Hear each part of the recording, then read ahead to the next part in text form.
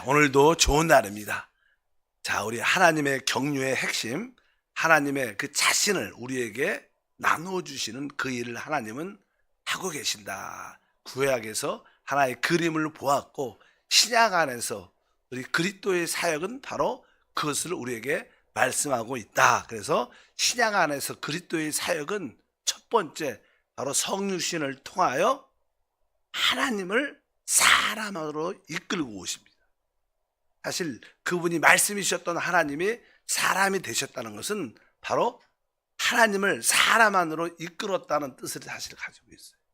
하나님과 사람은 서로 분리되어 있었죠. 함께 할 수 없었지만 이제 예수 그리스도가 이 땅에 오심으로 하나님이 사람 안에 우리 사람 안에 오신 것을 의미한다. 그래서 그분이 이 땅에 오셨을 때 그분은 우리 사람들에게 은혜를, 진리를 가지고 오셨다. 은혜와 참된 실제를 가지고 오셨습니다. 그래서 우리가 말로만 듣던 그 하나님을 우리가 받아들일 수 있는 은혜, 또 하나님을 이렇게 우리가 볼 수 있고 만질 수 있는 실제를 그분이 가져오셨다. 결국 우리 예수님은 누굴? 하나님을 이 땅에서 표현하신 분. 그래서 그분이 이 땅에서의 사역의 주된 내용 중에 하나는 바로 그분의 십자가의 죽으심을 통하여 이제 사람이 하나님에게로 갈 수 있는 길을 여시는 겁니다. 하나님은 사람에게 오셨죠. 길이 열렸죠. 성육신을 통해서. 이제 두 번째 단계, 사람이 하나님께로 가는 길을 열어야 되는데 사람에게는 많은 하나님께 가려면 장애물들이 있어요. 문제들이 있죠. 그래서 주님의 사역 안에서 주님은 그 모든 문제를 해결을 먼저 하십니다. 무엇을 통해서? 십자가의 죽음을 통해서. 사람이 하나님께 가려면 그 첫 번째 장애물이 뭐냐면 죄라는 겁니다. 죄. 하나님은 거룩하시고 의로우니까 죄 있는 사람들은 절대로 하나님께 갈 수가 있지 않습니다. 그래서 우리 인간이 가지고 있는 죄의 문제를 그분은 첫 번째로 제거하십니다. 그래서 우리가 요한복음에 그분의 사역에 대해서 핵심으로 말하죠.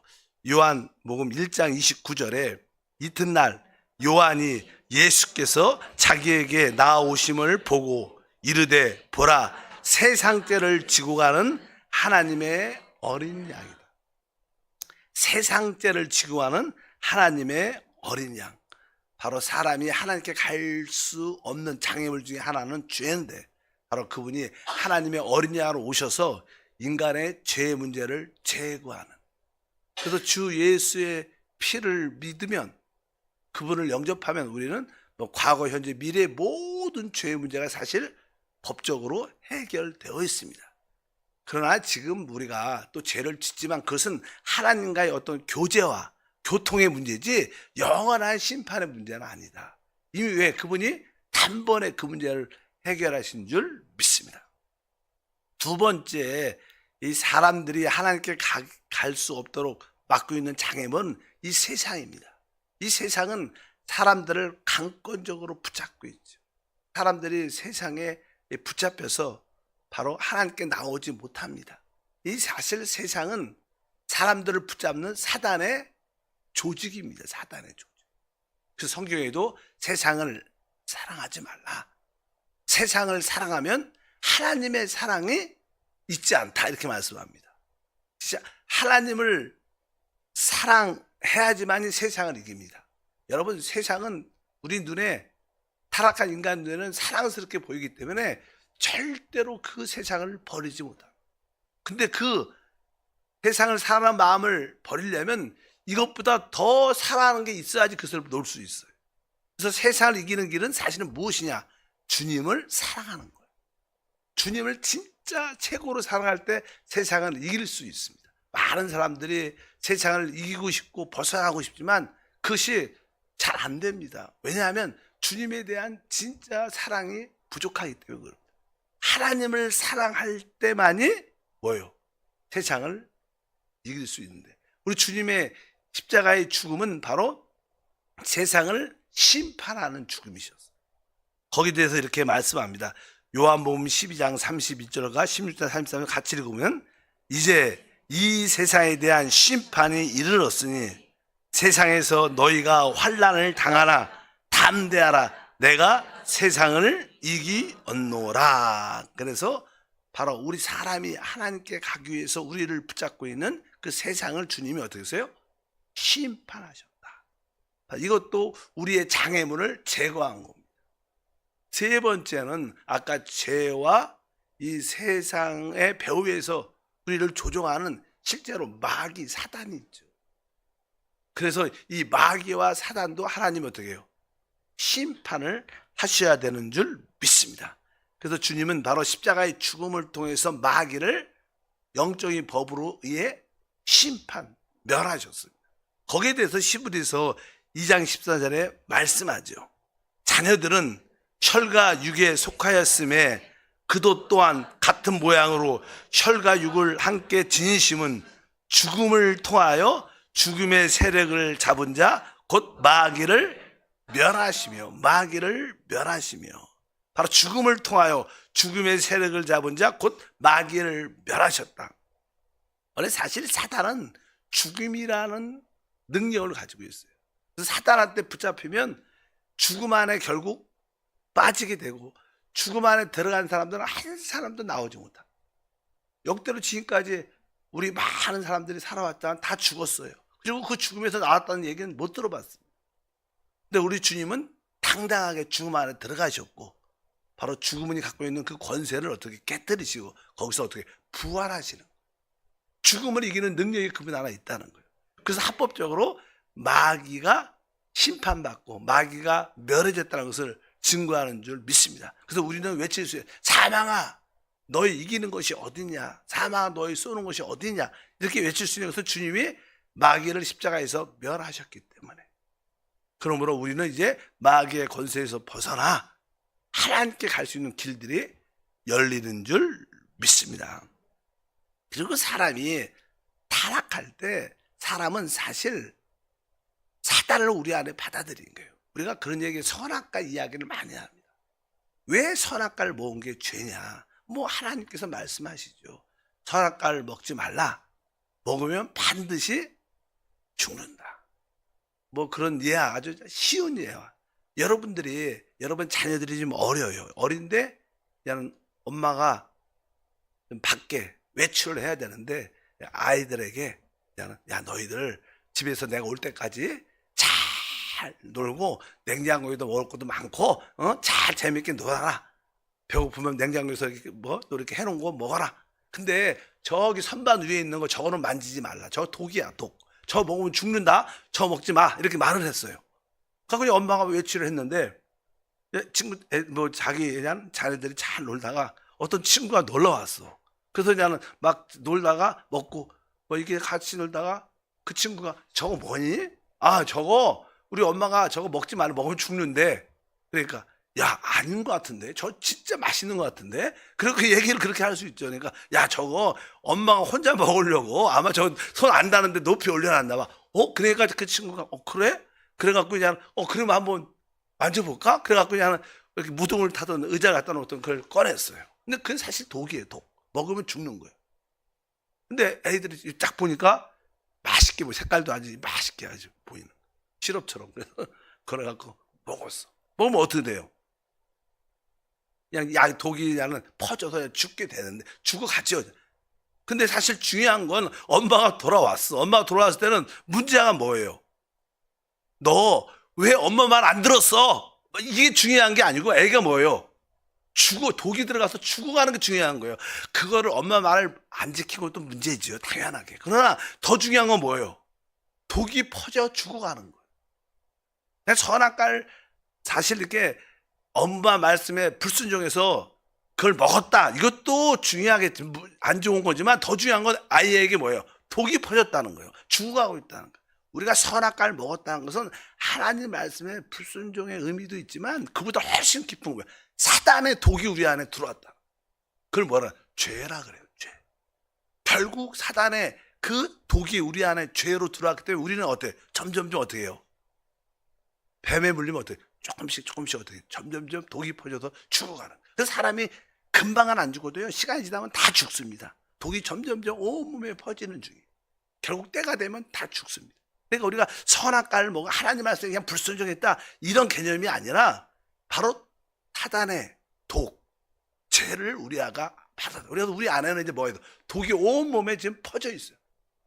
그러니까 중요한 것은 뭐예요? 이 죄의 본성, 죄가 우리 안에 심겨져 있기 때문에 그것을 제거해야 돼요.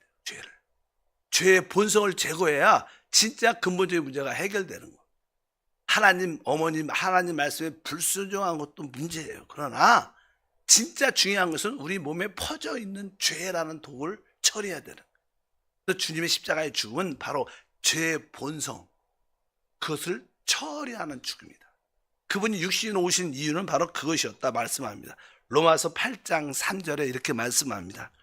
율법이 육신으로 말미암아 연약하여 할 수 없는 그것을 하나님은 하시나니 곧 죄로 말미암아 자기 아들을 죄 있는 육신의 모양으로 보내어 육신의 죄를 정하사.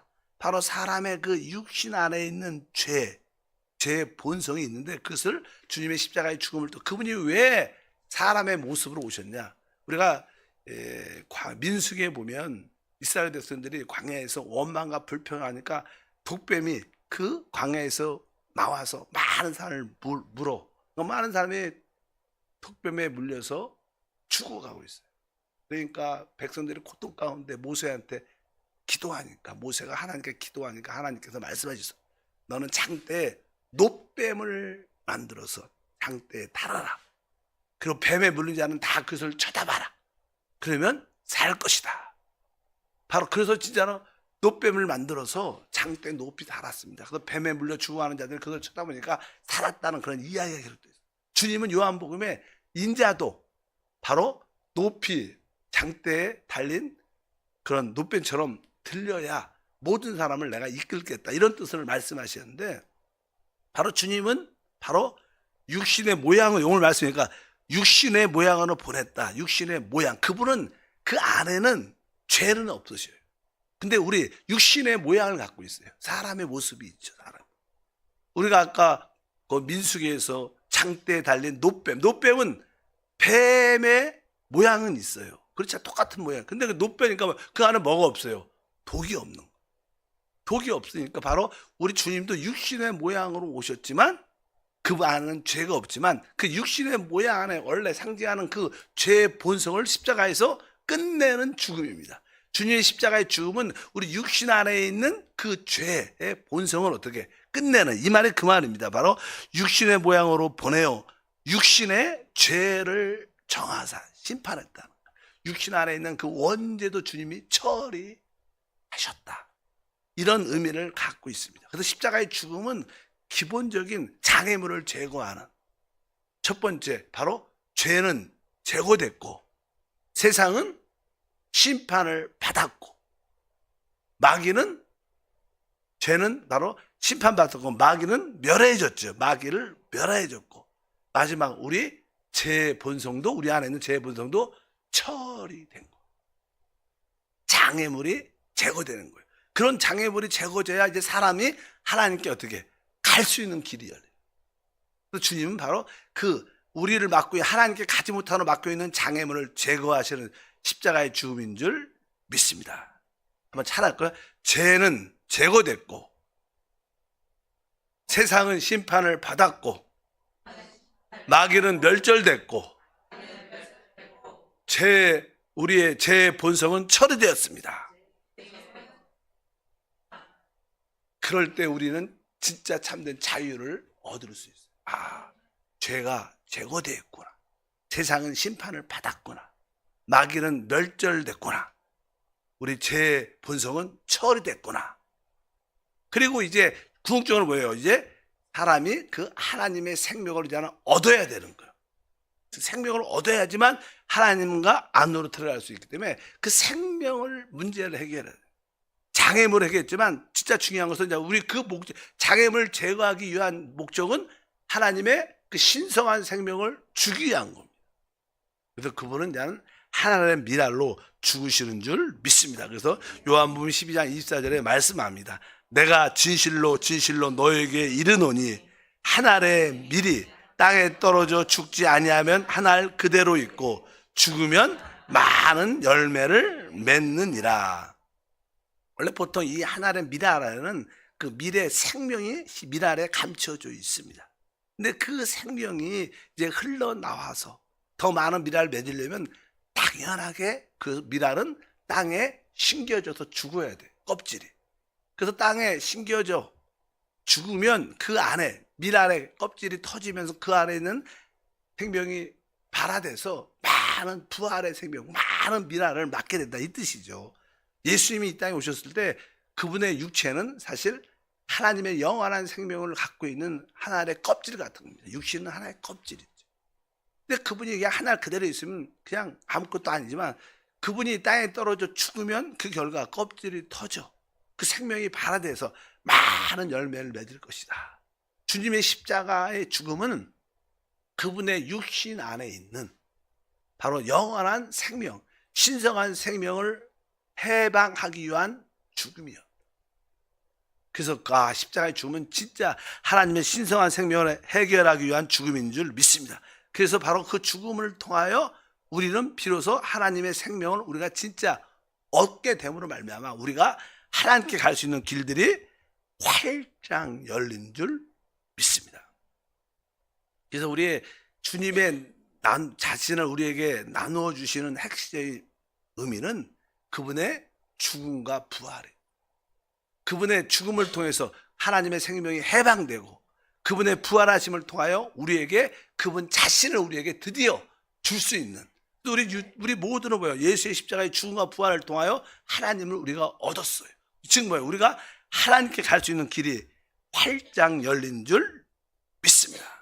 그래서 주님은 지금 어디에 계시는가? 주님은 어디에 계시는가? 그분은 사실 지금 부활 안에 계셔요. 부활. 지금 뭐예요? 그분은 그분의 모든 모습은 다 부활의 영역 안에 계세요. 왜? 그분은 죽으시고 어떻게 부활하셨기 때문에. 계시록 1장 17절과 18절에 그렇게 말씀합니다. 내가 볼 때 그의 발 앞에 엎드려 죽은 자 같이 되매 그가 오른손을 내게 얹고 이르시되 두려워하지 말라. 나는 처음이요 마지막이니 곧 살아있는 자라. 내가 전에 죽었노라. 볼지어다 이제 세세토록 살아있어 사망과 음부의 열쇠를 가졌노니. 이 말씀에 주님께서 18절에 곧 살아있는 자다. 나는 처음이요 마지막이니 곧 살아있는 자다. 전에 내가 죽었다. 그러니까 그분이 죽음을 통하여 지금 뭐예요? 부활했다는 거예요. 그 주님이 여기서 내가 살아있는 자다, 이거 뭐예요? 나는 지금 부활했다. 난 지금 부활 안에 있다, 이 뜻이에요. 주님은 지금 어디 계시는가? 주님은 부활의 영역 안에 계세요. 그래서 우리 모두가 부활의 영역인 그 성령을 우리가 갖고 있기 때문에 우리는 부활의 영역 안에 사는 줄 믿습니다. 그래서 비로소 주님이 부활하심으로 말미암아 그 하나님의 신성한 생명을 우리에게 줄 수 있는 길이 열린 거예요. 이 신성한 생명을 얻어야지만이 우리가 하나님 안에, 하나님 나라 안에, 하나님 영역 안에 들어갈 수 있는 거예요. 그래서 우리 모두가 주님의 십자가의 죽음과 부활하심을 통해서 하나님의 생명을 얻게 된 줄 믿습니다. 그분의 십자가의 죽음의 최종적인 목적은 바로 부활하셔서 우리에게 영생을 주기 위한 것이다.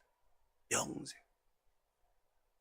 요한복음 12장 24절, 3장 15절에 같은 말이지만 내가 진실로 진실로 너에게 이르노니 한 알의 밀이 땅에 떨어져 죽지 아니하면 한 알 그대로 있고 죽으면 많은 열매를 맺느니라. 이는 그를 믿는 자마다 영생을 얻게 하려 합니다. 그래서 그분의 십자가의 죽음과 부활은 우리에게 영원한 하나님의 생명을 나눠주신, 하나님 자신을 우리에게 주시고 우리가 하나님 안에 갈 수 있는 길을 열기 위한 것이다. 그래서 주님이 이 땅에 사실 때 주님은 되게 이렇게 답답해 하셨어. 조금은. 왜? 그분 안에, 육신 안에 뭐가 있는 거예요? 하나님의 영원한 생명인데 이것을 어떻게 해방해야 되는 거예요. 그래야지 우리에게 그 생명을 나눠줄 수 있는데 그분의 십자가의 죽음은 아주 되게 필수 조건이죠. 그래야지 부활하시니까. 그래서 주님은 답답하다 이런 표현을 했어요. 누가복음 12장 50절에 나는 받을 침례가 있으니 그것이 이루어지기까지 나의 답답함이 어떠하겠느냐. 어떠하겠느냐. 주님은 바로 내가 여기서 받을 침례는 뭐예요? 십자가의 죽음을 말합니다. 그래서 그분이 육신 안에 있으니까 답답하죠. 사실 그분이 전능하신 하나님이고 전지무소부재하신 분입니다. 그분도 시간에, 육신에 입으니까 시간에 제한을 받고 있는 거예요. 뭐 그분이 갈릴리에 계시다 그러면 유대에 있지 못해요. 유대에 있었다 갈릴리에 동시에 있지 못합니다. 왜? 육신 안에 갇혀있기 때문에. 근데 그분이 바로 이 육신이 깨어짐으로, 영으로, 성령으로, 그분은 지금 뭐예요? 어디? 우리 안에, 우리 가운데, 또 어떤 장소에도, 어떤 시간에도 함께 할 수 있는 그런 분이 육신 안에 갇혀있으니까 답답하다. 그래서 주님은 십자가의 죽음으로 갈 때 되게 영광스러워 하셨어요. 우리는 죽는 걸 되게 뭐예요? 두려워하죠. 싫어합니다. 주님은 이제 죽음을 바로 앞두고, 야, 내가 이제 드디어 영화로울 때가 됐다. 우리 요한복음 17장 1절에 그 얘기입니다. 예수께서 이 말씀을 하시고 눈을 들어 하늘을 우러러 이르시되 아버지여 때가 이르렀사오니 아들을 영화롭게 하사 아들로 아버지를 영화롭게 하옵소서. 여기 이제 주님이 바로 십자가의 죽음을 앞두고 이제 주님은 말하죠. 주여 때가 이르렀다. 이제 십자가에 죽을 때가 됐다는 거예요. 그러니까 아들을 영화롭게 하사. 그분의 십자가의 죽음은 뭐예요? 그분이 영화롭게, 영광스럽게 돼요. 하나의 미랄이 땅에 떨어져 죽을 때 그것은 결국 뭐예요? 많은 열매를 맺게 되죠. 뭐 꽃도 피고 열매도 맺게 되니까 그것은 뭐예요? 꽃이 그의 영광이죠. 꽃이 피고 열매를 맺으니까. 그래서 십자가의 그 죽음은요, 그것은 곧 그분을 영화롭게 하는. 우리는 거기다 인식이 있어야 돼요. 우리는 이 하나님의 영원한 생명을 누리기를 원해요. 근데 그 생명을 누리는 건 뭐라는 거예요? 죽는 거예요. 죽어야 그 생명의 누림이 있어요. 그래서 우리 신앙은 역설적인 겁니다. 그래서 주님이 종종 우리를 사망의 음침한 골짜기를 집어넣어요. 왜? 우리를 혼적으로 죽게 하려고. 그러면 우리가 진짜 마음이 끝나면 그 안에 부활의 역사가 있어요. 거기에 승리와 축복이 함께 할 줄 믿습니다. 그래서 우리가 핍박을 받고 반대를 받고 어려움이 다가와도 두려워할 필요 없다는 거예요. 왜? 우리 안에는 부활의 생명이 예수가 있어요. 내가 죽으면 그분이 영광스럽게 나타나서 우리 역시 주님과 함께 영화롭게 되는 거예요. 뭐 요즘에 우리 한세교회가 뭐 성전 이전 문제도 있고 여러 가지 문제가 있지만 이러한 핍박이라고 말하면 안 되고, 야, 이러한 핍박과 어려움이 있지만 결국 이것은 결국 뭐예요? 영광으로 승화되는 것이다. 왜? 우리는 죽어야 영광이 나타나. 죽어야 부활의 생명이 나타나. 우리는 자꾸만 그냥 거부하죠. 죽으면 다 싫어합니다. 고통과 어려움이 다가오니까, 환난이 다가오니까 싫어하지만 사실 그 과정을 통과해야지만이 부활이란 영광에 참여할 것이다. 그러니까 여러분이 다가오는 것도 두려워하지 말고, 혹시 육신의 질병이 다가와도 내가 이 연약함 때문에 내 자신이 죽음을 말미암아 내가 더 부활한 건강을 갖겠다. 아이들이 너무 속을 새기면 내가 부활한 아들 나도 갖겠다. 내가 죽으면 됩니다. 그런 남편이 너무 힘들어가면 나중에 내가 죽음으로, 누가 죽어요? 남편이 죽으면 안 되고 아내가 죽으면 안 되고 자기가 죽어요. 자기가 죽어야지 부활한 남편이 나타나고, 부활한 아내가 나타나고, 부활한 자식이 나타나고, 부활한 우리의 사역자가 나타날 줄 믿습니다. 그런 뜻으로 이게 죽음이 중요합니다. 죽음을 통해서 부활의 영광이 나타나고, 그래서 죽는 것을 어떻게 하죠? 두려워하지 말자. 두려워하지 말자. 깨끗하게 죽자. 빨리 죽어야지 빨리 부활합니다.